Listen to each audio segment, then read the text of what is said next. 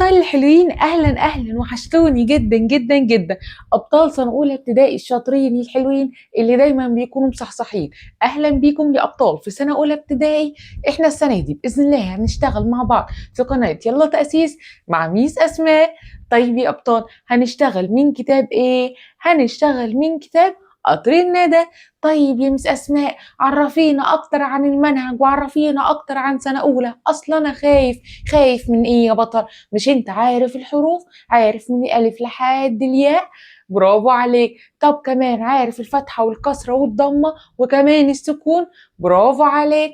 ايه كمان؟ المدود يا بطل، تبقى عارفها قبل ما تخش سنة أولى. عارف الحاجات دي كلها؟ يلا بينا، أهلا بيك في سنة أولى ابتدائي. يلا يلا يا بطل، جهز قلمك واستكتك وركز معايا واسمع الفيديو للآخر، واوعى اوعى اوعى توقف الفيديو لأي سبب. انت جايب كتابك وبتحل معايا وبنشوف درس النهاردة بيقول ايه، وهوريك كمان عندك منهجك شكله عامل ازاي. ايه رأيك في الكتاب؟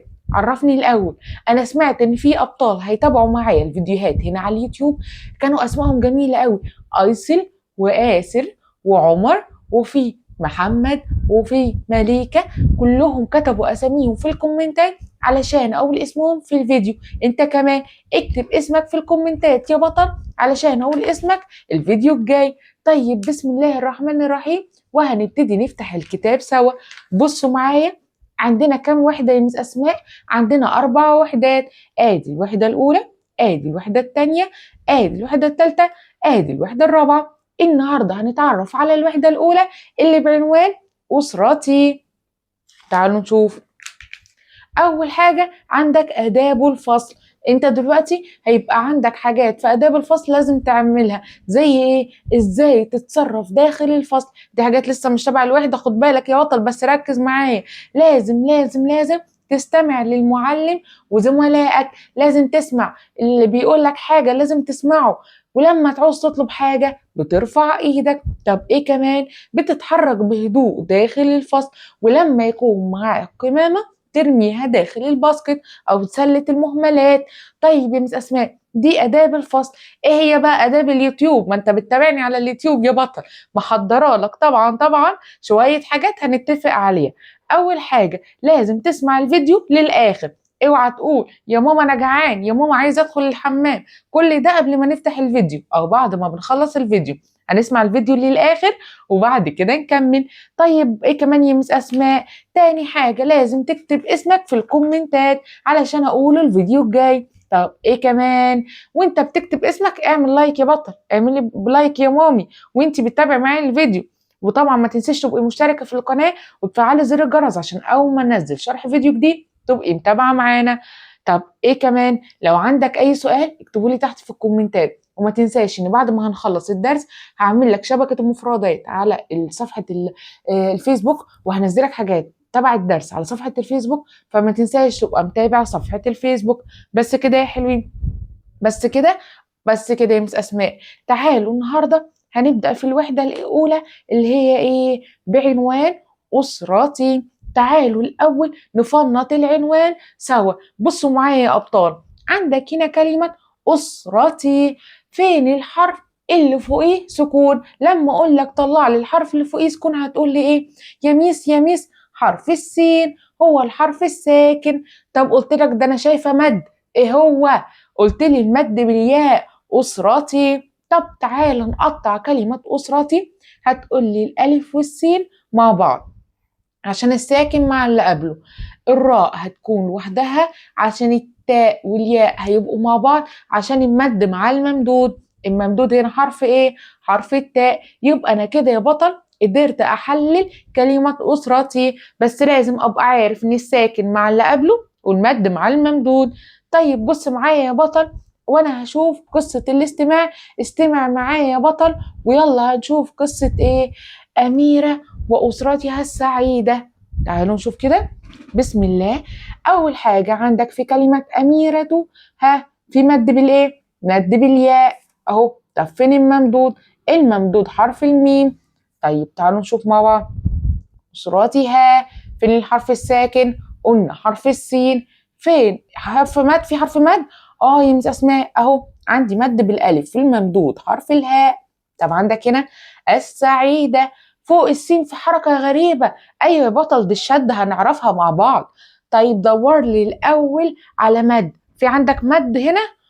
يا مس أسماء أنا عندي مد بالياء. برافو عليك يا بطل، أهو مد بالياء. طب فين الممدود؟ حرف العين. سهلة ولا صعبة؟ يا ميس دي سهلة جدا جدا جدا. طب مين الشاطر اللي هيقول لي دي اسمها ايه؟ برافو يا اللي قلت تاء مربوطة. طب وليها كام شكل؟ ليها شكلين وبتيجي في آخر الكلمة أهو، تبقى متصلة أو منفصلة. طب تعالوا نشوف مع بعض باقي الدرس أهو.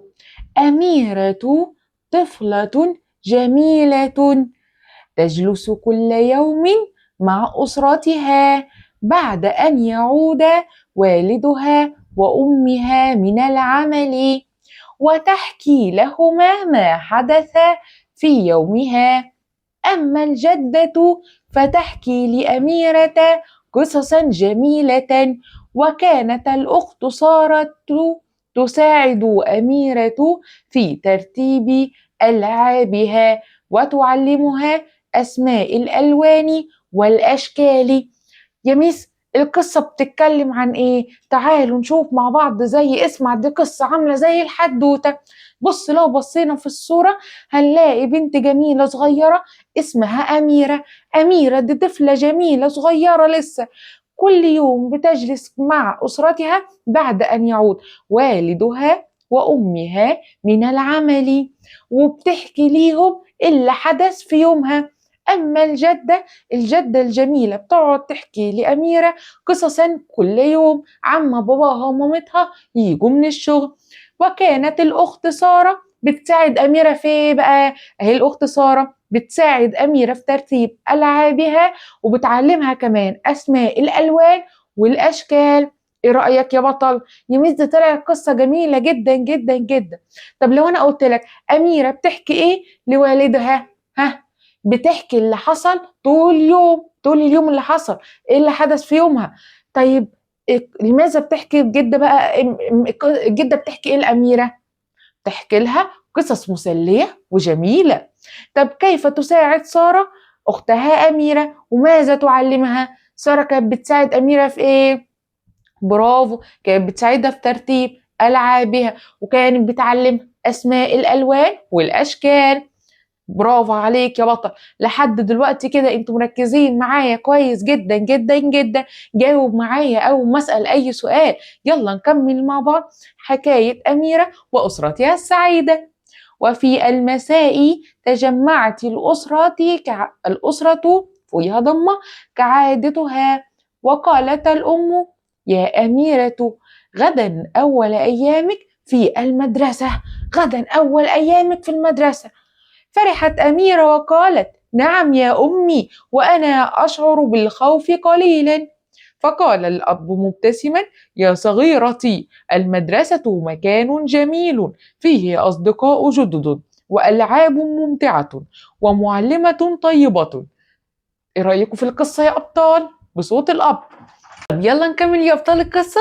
يلا بينا. في المساء بقى اللي هو بالليل لما الأب جه من العمل والأم جت من العمل واتجمعوا سوا، بيتجمعوا كل مساء كعاداتهم يعني زي كل يوم.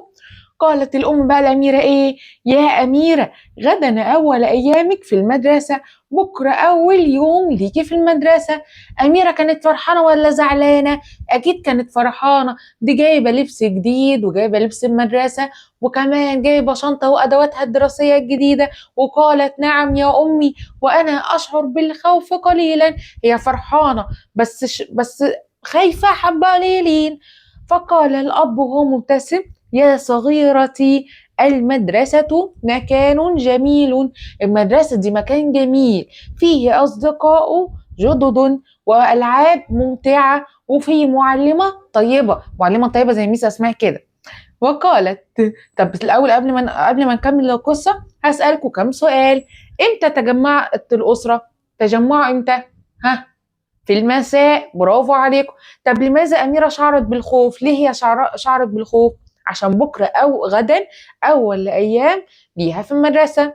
طب كيف الأب طمن أميرة، قال لها إيه؟ إن المدرسة مكان جميل فيه أصدقاء جدد وفيه ألعاب ممتعة ومعلمة طيبة.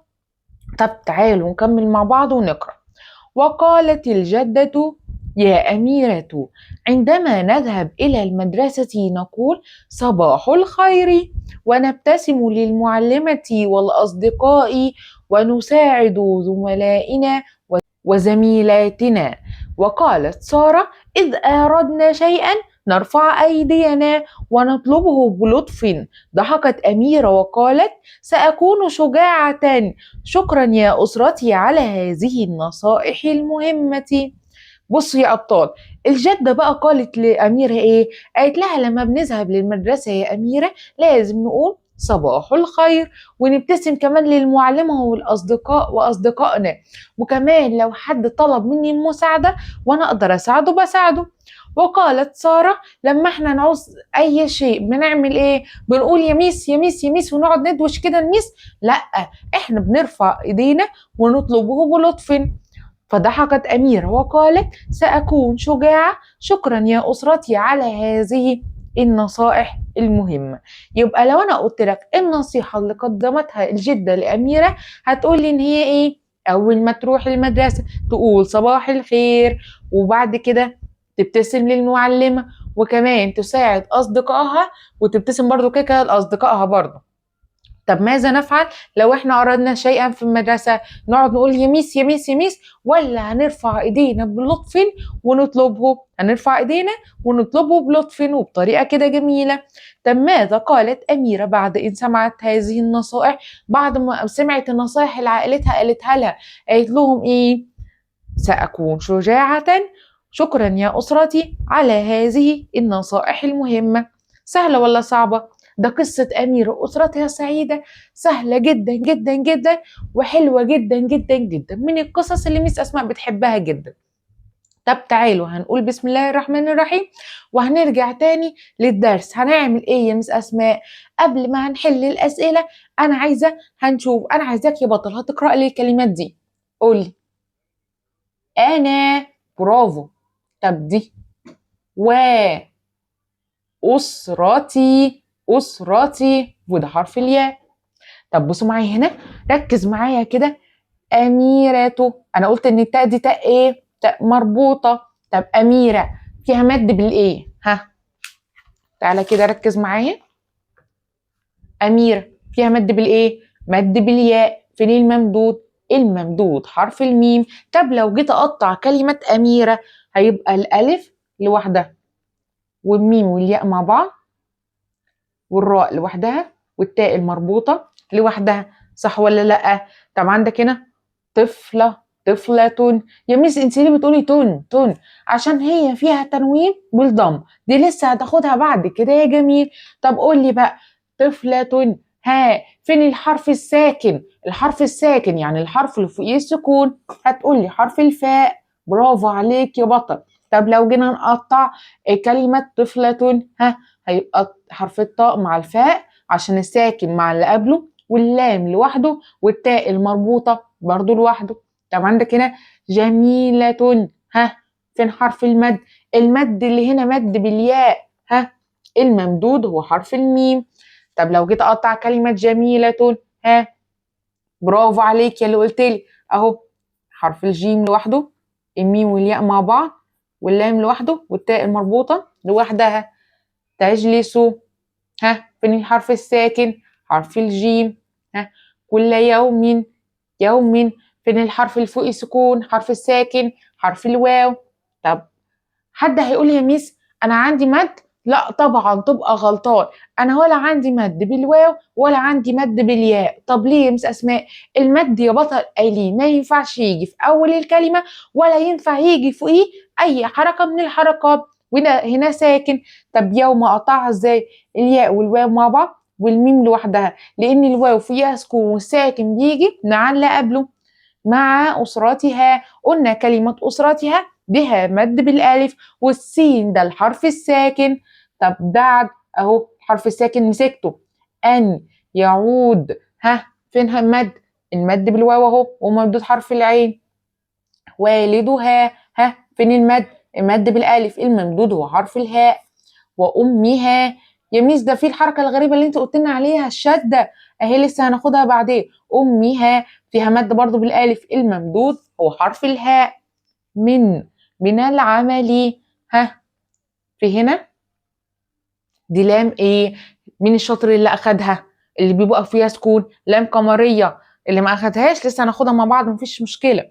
طب هنا تحكي. ها حرف الحاء ساكن، وهنا في مد وممدود. لهما مد وممدود. ما حدث في يومها برضه اهو مد وممدود، بس هنا في مد بالالف بس، مفيش مد بالواو ولا مد بالياء. اما الجدة برضه دي لام قمرية، فتحكي لأميرتي قصصا جميلة.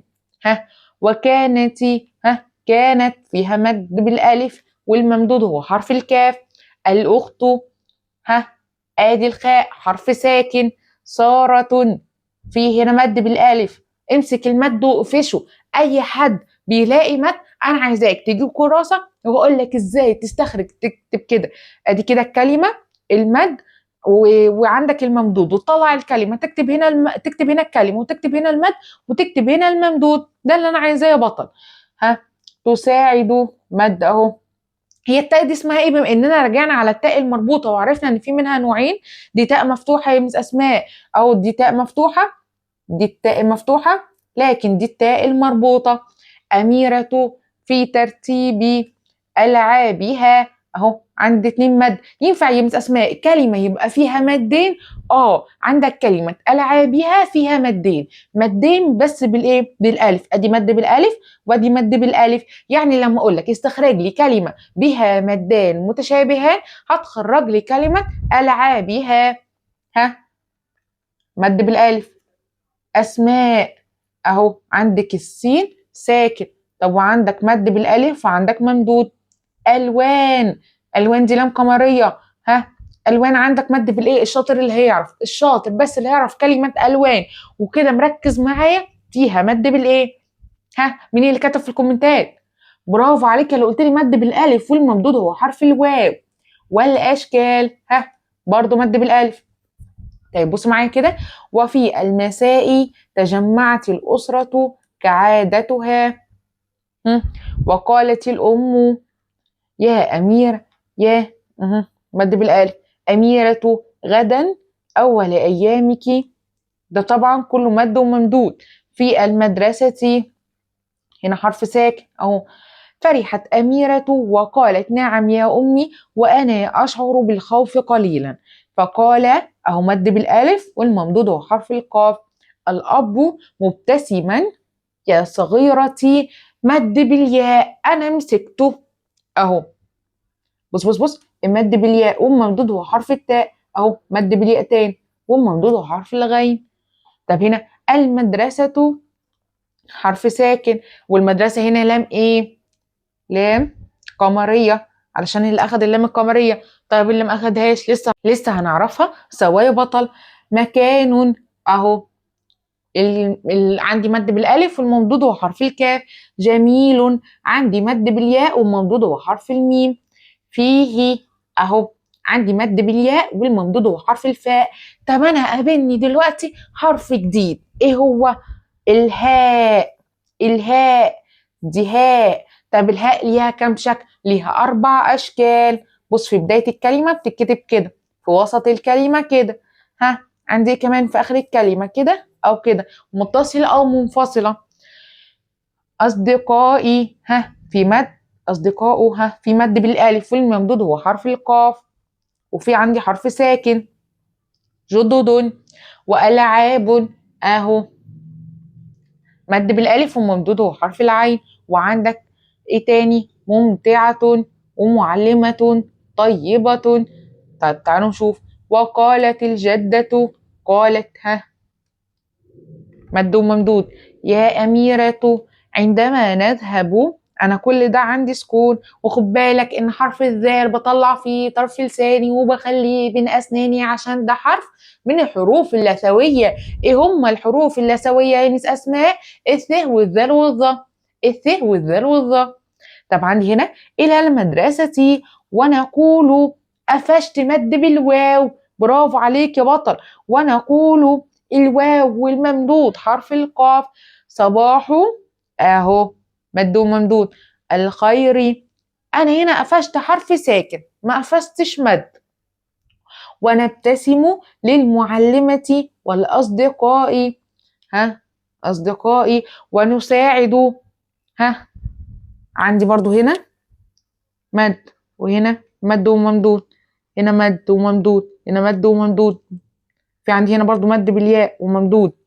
طب هنا وقالت سارة إذ أردنا شيئا نرفع أيدينا ونطلبه بلطف. ضحكت أميرة وقالت سأكون شجاعة شكرا يا أسرتي. لسه محللين كلمة أسرتي، قلنا الألف مع السين والراء لوحدها والتاء والياء مع بعض على هذه النصائح المهمة. هذه من أسماء الإشارة، هناخدها بعدين، بس ضروري ضروري ضروري تسمع اللي أنا بقوله كويس. طيب يا مس أسماء، إحنا كده خلصنا قصة الاستماع بتاع إيه؟ أميرة وأسرتها السعيدة. ها، طب تعالوا نشوف مع بعض التدريبات وإزاي هحلها.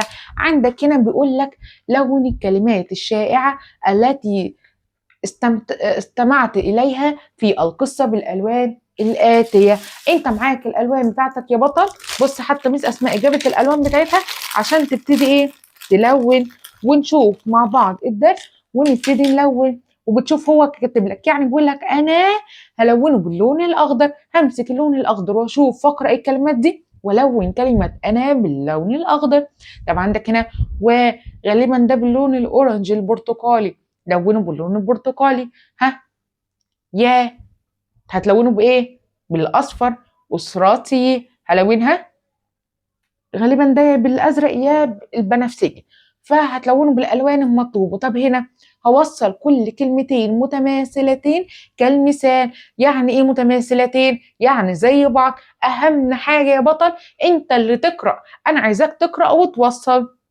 طب بيقول لك بقى ايه؟ صل افراد اسره اميره بما يقومون به معها، يعني كل واحد كان بيساعد اميره في ايه؟ وصل يا بطل. طيب يا مس اسماء، دي الانشطه طلعت سهله جدا جدا جدا. ايوه يا بطل، دي سهله جدا جدا وحلوه جدا جدا جدا، وانت تقدر تحلها لوحدك. علشان كده انا بسيبها لك دايما واجب، ولو في حاجه ما عرفتش تحلها اكتب لي تحت في الكومنتات او اكتب لي على الفيسبوك، وانا باذن الله يا بطل هنزلها لك. بس كده يا حلوين، ما تنساش تعمل لايك وشير وكومنت عشان يوصلك كل جديد. ولو عجبك الفيديو اشترك في القناه واكتب اسمك تحت في الكومنتات عشان اقوله ان شاء الله الفيديو الجاي. بس يا ابطال سنه اولى، اشوفكم باذن الله الفيديو الجاي. باي باي.